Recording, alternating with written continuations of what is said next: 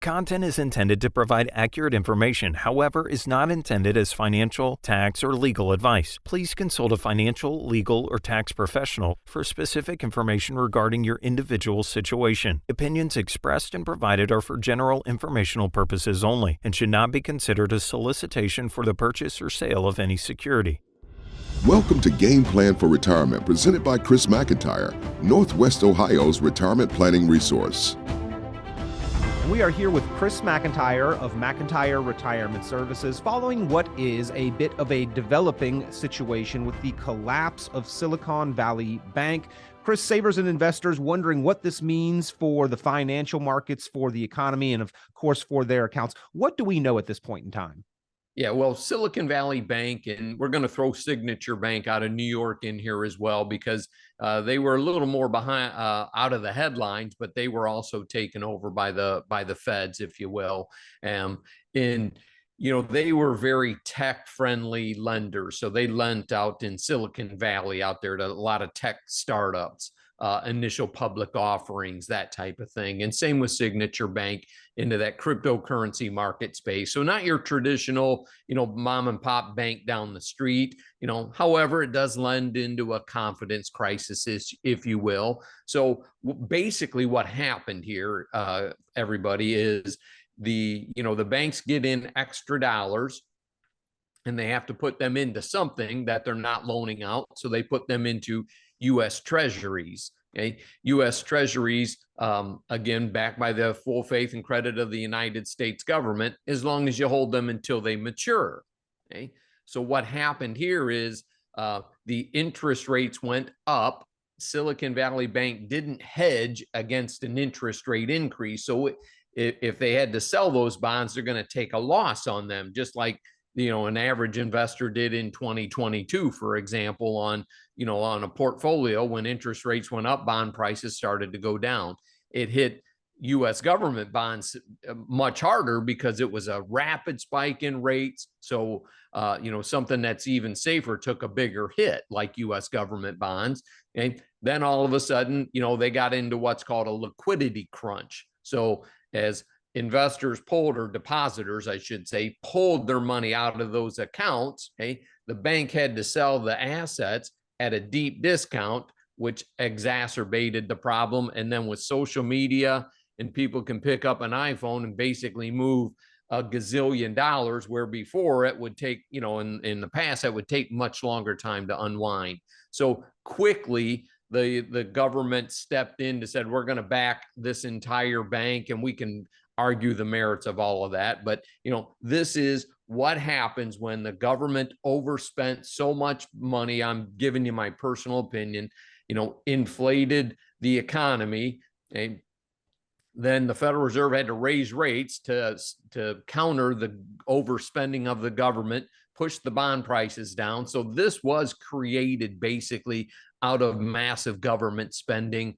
I don't care what politics you belong to, but that's what happened here. And if you look at the policies of these banks and whatnot, they are very different than the traditional style of American values, if you will. They have more of the politically correct board of directors on there than they do banking experts, and this is what happens. So this was created by bad decisions, and now they're looking at the rest of the banking system to see, okay, has anybody else got these liquidity crunch? So Peter, if we go back to like the 2008 financial crisis, and I'm not comparing this to that by any stretch, but what the government did is they came in and they bought the troubled assets, the bonds, the mortgage bonds at this time that were low in value. And then the government said, look, we'll give you cash. We're going to buy these bonds. Okay. And then we'll wait for the market to recover, and then we'll repay the taxpayers. Okay. That's essentially what they did with this bank here. Said, hey, we're going to stabilize the financial system because the effects of imploding banks doesn't do anything for confidence of everyday Americans. And, and you're seeing some of this fall out across European banks and whatnot. Credit Suisse was in was having financial issues. That's the topic of the day today for quite some time, so this isn't necessarily part of that, but, it does get to the confidence there. And, it's brought me away from a little getaway. My wife and I, as you can see from the background here, this isn't my normal office space.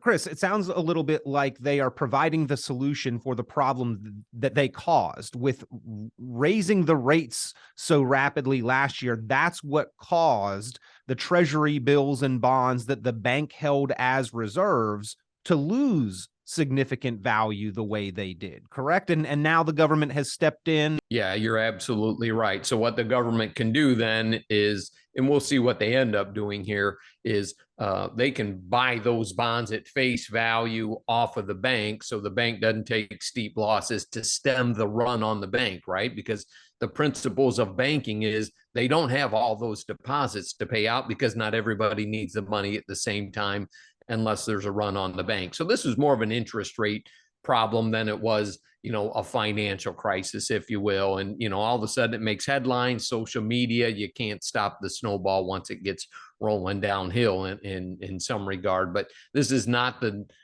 2008 financial crisis of a real estate market implosion. Well, what do individuals need to be concerned about here? Are deposits or accounts in jeopardy at all? Well, I would say that, stay below that $250,000 threshold and you have FDIC protection. We buy CDs for our clients. If you think of it, those of you that have like a fixed annuity, an insurance company builds in what they call a market value adjustment, so that if people wanted to liquidate in a hurry, the insurance company says, you're going to take the losses on us liquidating assets, not us. So, insurance companies saw this, wrote this in, way back when, over 10 years ago, what they call market value adjustments. It's just simply an interest rate hedge. And I think we're probably going to see some of that here with the banking institutions. That's why we like insurance companies so much better than banking institutions. Their risk management pieces are just, are much more regulated, I would say, Peter. Chris, what are you watching for next for concerns with what this may mean? I would like to see everybody turn the television off for about 2 weeks and let the dust settle. That's what I'd like to see. And, we're getting phone calls from, hey, should I buy gold? Should I do this? Should I do that? And you should keep your deposits below $250,000 if they're within the banks that are FDIC insured. If you're in the stock market and the bond market, hey, you deal with the volatility there. That's not necessarily impacted on a liquidity crisis. Your General Motors stock isn't related to the liquidation of SVB Bank, for example. Well, again, a situation that is developing. We are monitoring it. Chris McIntire staying on top of it, of course, for his clients, savers and investors, proactive planners in and across Northwestern Ohio. You've got the resource there. If you would like to speak with Chris, if you have questions or concerns, if you'd like to take a look at your accounts, make sure to pick up the phone. Give McIntire Retirement Services a call, 800-868-1194. That's 800-868-1194. Chris, thank you for bringing us up to speed. Yeah, hey, no problem, Peter. We'll be back in the office here soon, and the crisis will be over. Thanks, everybody. Tune into Chris McIntire's full radio program and visit McIntireRetirementServices.com for many additional valuable resources, including other great episodes of Game Plan for Retirement with Chris McIntire. Be sure to subscribe.